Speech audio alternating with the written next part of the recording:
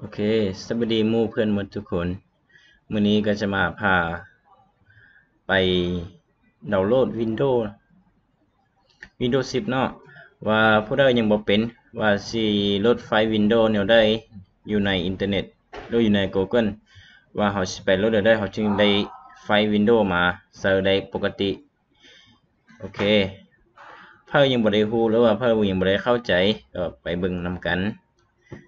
โอเคเราต้นต่อเนาะเราต้องมีอินเทอร์เน็ตหรือว่ามีเน็ตนี่แหละสามารถดาวน์โหลดได้โอเคเข้าไปที่ Google ก็ได้เนาะโอเค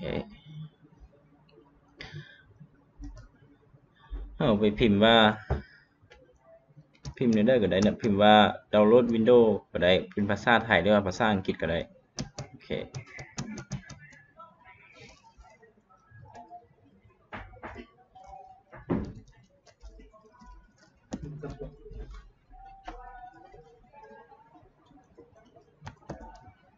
พิมพ์เลยเนาะพิมพ์ว่าดาวน์โหลด Windows 10นะโอเคหมอเนี่ยเข้าไปหน้าที่1นี้เลยเข้าไปหน้าที่1เลยโอเคดาวน์โหลด Windows 10โอเคเราไปหน้าที่1นี้เลยจากนี้เราก็มาดาวน์โหลดอยู่ที่นี่ก็ได้โอเค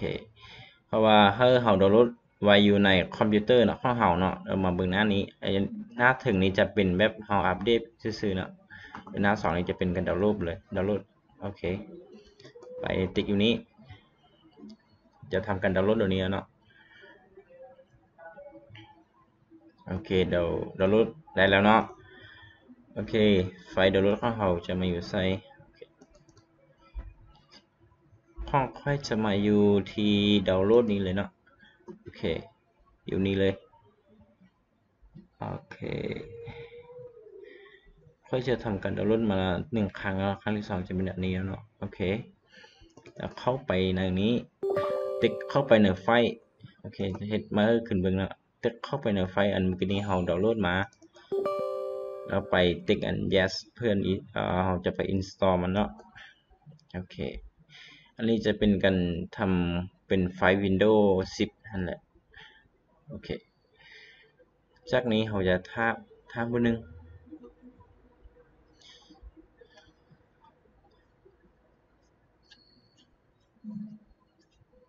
ท่าเนาะท่าบนหนึ่งเนาะ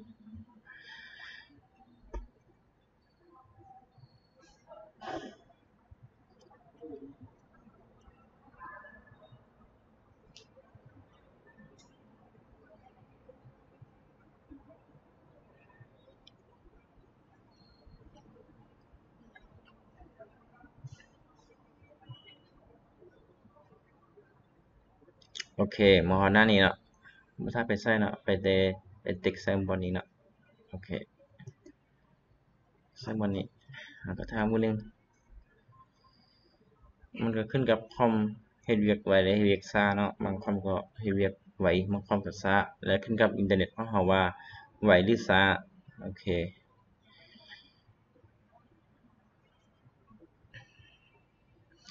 จากนี้มันจะไล่เป็นเปอร์เซ็นต์ให้เราเนาะวัน1ฮอต100%มันจะทำการอัปโหลดไฟล์ Windows iOS เนาะโอเคอันนี้จะเป็นโดยเฉพาะวิธีดาวน์โหลด Windows ซื่อๆเด้อโอเคจากนี้ไปติ๊กเซอร์รูมนี้โอเคติ๊กเซอร์รูมนี้เด้อโอเคจากนั้นก็ next ไป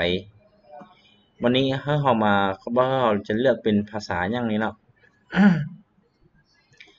เลือกเป็นภาษาไทยเลือกภาษาหยังเนาะเราจะเลือกเป็นภาษาอังกฤษเนาะหรือว่าเป็นภาษาหยังก็ได้เนาะเราไปเลือกเป็นภาษาไทยก็ได้เนาะอันนี้คอมเราจะ Windows 10ขึ้นมาเราจะเน้นเป็น64บิ64บิเนาะโอเคนี่จะเป็น Windows 10เลยเนาะโอเคเรามาติ๊กซะนี้โอเคแล้วเราก็ next ไป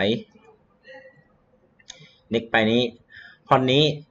เราจะมาติ๊กเราสิลดเป็นไฟล์ Windows นี่เราต้องมาติ๊กเซอร์อัน ISO ไฟล์อยู่พี่เนาะ ถ้าเราเลือกเป็น USB อันแบบใดอยู่พี่นี่เราจะอัปโหลดไปใส่ USB เลยเราจะบูตไปใส่ USB เลยเนาะแต่ว่าเราจะมาเฮ็ดเป็นไฟล์อัน ISO ไฟล์เพื่อเป็นไฟล์ Windows ไว้ในคอมของเราเพื่อเขาจะทำการ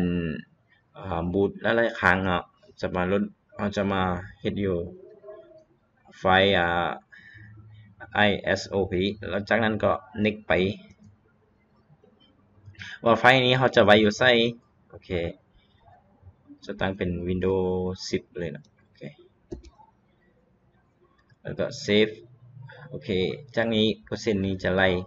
อันนี้จะขึ้นกับว่าอินเทอร์เน็ตของเราไวหรือช้ากับคอมของเราว่าไวหรือช้านะโอเคเราก็จะท่ามัน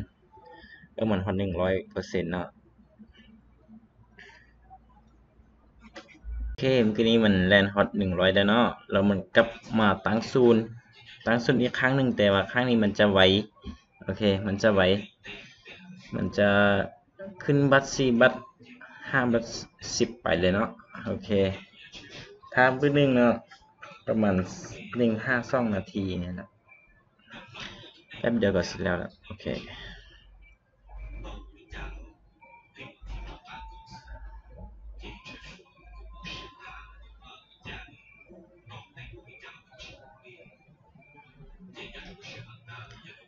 16เลยเนาะสิขึ้นเป็นเสาแล้วเสา5เลยเนาะ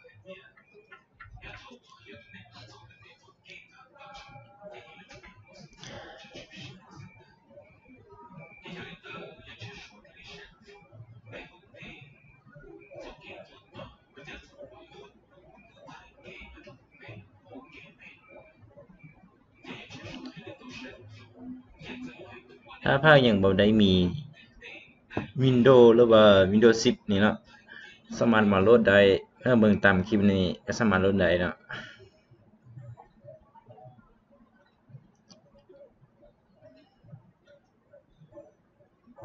โอเคหมดเสร็จแล้ว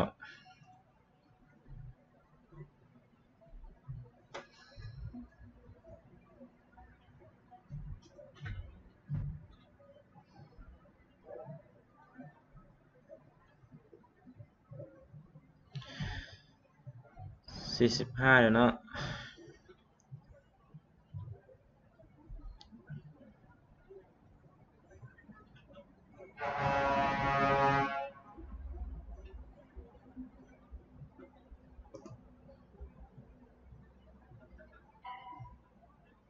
โอเคหมดเสร็จแล้ว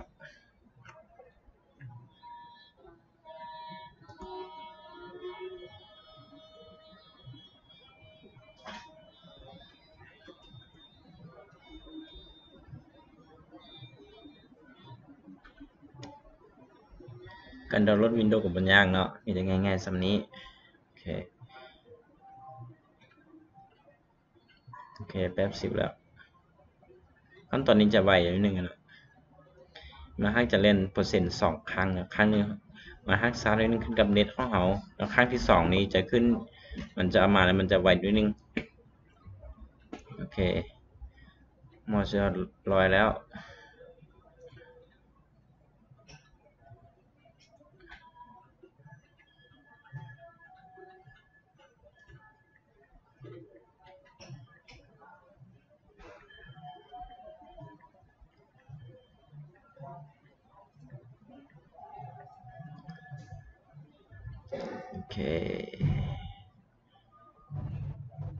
โอเคซ้ำนี้ก็แล้วเนาะไปว่าฟินิชนี้เลยนะโอเคเรียบร้อยเราจะได้ไฟล์ ISO ไฟล์เนาะโอเค finish ถึงวันนี้เลยโอเคเราจะไปเบิ่งไฟล์ของเราเนาะเมื่อกี้นี้บันทึกว่า Windows 10เนาะโอเคนี้เนาะไฟล์ Windows 10โอเคสำนี้ก็เรียบร้อยเนาะหรือว่าสำเร็จถ้าหมู่เพื่อนผู้ใดบ่มีหยังบ่เข้าใจก็มาถามเนาะหรือว่าคอมเมนต์อยู่ใต้อยู่อันล่างคลิปหันว่าอยากเห็นอันใดต่อก็มาคอมเมนต์อยู่ล่างคลิปหันโอเคแล้วต่อไปนี้ คลิปนี้ก็จะเมื่อซ้ำนี้เนาะต่อไปก็สิเฮ็ดคลิปวิธีบูต Windows เข้าอยู่ในแฟ้มไดรฟ์ USB เนาะโอเคขอขอบใจหมู่เพื่อนอะไรก็มาช่วยกดไลค์กด Subscribe ให้เพื่อเป็นกำลังใจเฮ็ดคลิปต่อไปเนาะโอเคขอบใจหลายๆเด้อ